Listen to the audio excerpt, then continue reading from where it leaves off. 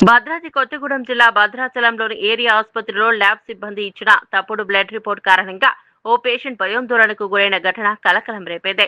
Lab technician ఇచ్చిన wrong report ఆధారంగా doctor తెలిపిన మాటలు విని పేషెంట్ కళ్ళు తిరిగి కుప్పకూలిన ఘటన భద్రాచలం ఏరియా ఆసుపత్రిలో చోటు చేసుకుంది. మంగ అనే మహిళ శనివారం శరీరంపై దురదగా రావడంతో భద్రాచలం ప్రభుత్వ ఆసుపత్రికి వెళ్లింది. ఆమెను పరీక్షించిన వైద్యురాలు రక్త పరీక్షలు చేయించుకుని రావాలని సూచించారు.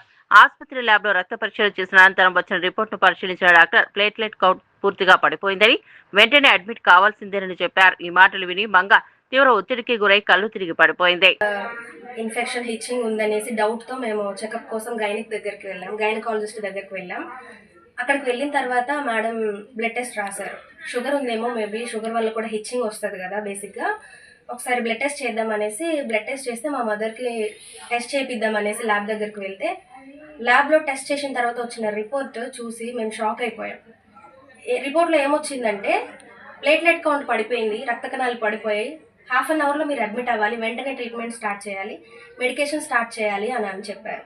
చెప్తే అది వినగానే మా మమ్మీ కాళ్ళు చేతులు వణికిపోయి, ఆమె హెవీ పేషెంట్, చాలా వెయిట్ ఉంటారు, సో కళ్ళు తిరిగి కింద పడ్డారు. నేను ఆ టెన్షన్లో వాళ్ళని వీడియోస్ తీసే స్టేజ్లో లేను. మా మదర్ మ్యాక్సిమం ఆల్మోస్ట్ ఇంకా హై బీపీకి వెళ్ళిపోయి అక్కడ అన్కాన్షియస్ స్టేజ్లో ఉన్నారు.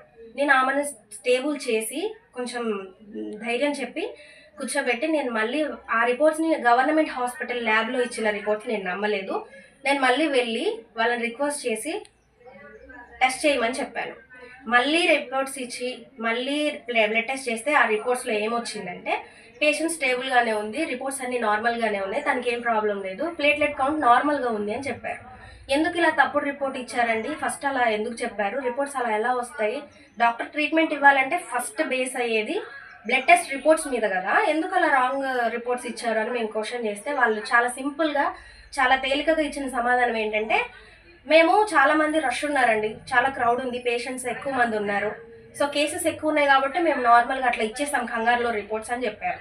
కంగారులో రిపోర్ట్స్ ఇచ్చేసారంట. ఇప్పుడు ఆ రిపోర్ట్స్ని నమ్మి మేము డాక్టర్ దగ్గరికి వెళ్తే డాక్టర్స్ రిపోర్ట్స్ చూసి మెడికేషన్స్ రాసిన వెంటనే ఆ మెడికేషన్స్ నర్సెస్ స్టాఫ్లు ఏం చేస్తారు, ఇంజెక్షన్స్ స్టార్ట్ చేస్తారు, రక్త కణాలు తగ్గిపోయినాయి అని రిపోర్ట్స్ ఇచ్చారు. వెంటనే హాస్పిటల్ అక్కడ అడ్మిషన్ కోసం వెళ్తే ఆ రిపోర్ట్స్ని మేము నమ్మినట్లయితే ట్రీట్మెంట్ చేసేవాళ్ళు. ట్రీట్మెంట్ చేస్తే ఆమెకి లేని రోగానికి వీళ్ళు మందులు ఇంజెక్షన్స్ పెడితే అక్కడే చచ్చిపోయేది.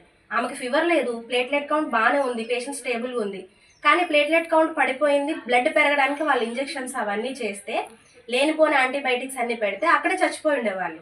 మేము అడిగితే చాలా సింపుల్గా సమాధానం చెప్పారు. సో అసలు ఏం జరుగుతుంది గవర్నమెంట్ హాస్పిటల్లో? ల్యాబ్ టెక్నీషియన్స్ అంతా ఎందుకు ఇట్లా చేస్తున్నారు? ఏ డాక్టర్ అయినా ట్రీట్మెంట్ చేస్తే ఫస్ట్ బేస్ అయ్యేది రిపోర్ట్స్ మీద కదా. రిపోర్ట్సే రాంగ్ ఇస్తే ఎక్కడికి వెళ్ళి చెప్పుకుంటాం? ఏ డాక్టర్ అయినా రిపోర్ట్స్ చూస్తారు, మెడికేషన్స్ రాస్తారు. రిపోర్టే రాంగ్ ఇస్తే పేషెంట్ సిచ్యువేషన్ ఏంటి? రాంగ్ ట్రీట్మెంట్ ఇస్తే బలైపోయేది ప్రజలు కదా, ఎందుకు ఇట్లా ప్రజలను భయపెడుతున్నారు? ఇట్లా క్వశ్చన్ చేస్తేనేమో జనాలు ఎక్కువ మంది ఉన్నారని రాంగ్ రిపోర్ట్స్ ఇస్తున్నారంట. దయచేసి ప్రజలందరూ గమనించండి, తొందరపడి వచ్చిన రిపోర్ట్స్ని నమ్మి అయితే ఎవరు ట్రీట్మెంట్ చేయించుకోకండి. వెంటనే దీనికి సంబంధించిన అధికారులు స్పందించాలని నేను మనవి చేసుకుంటున్నాను.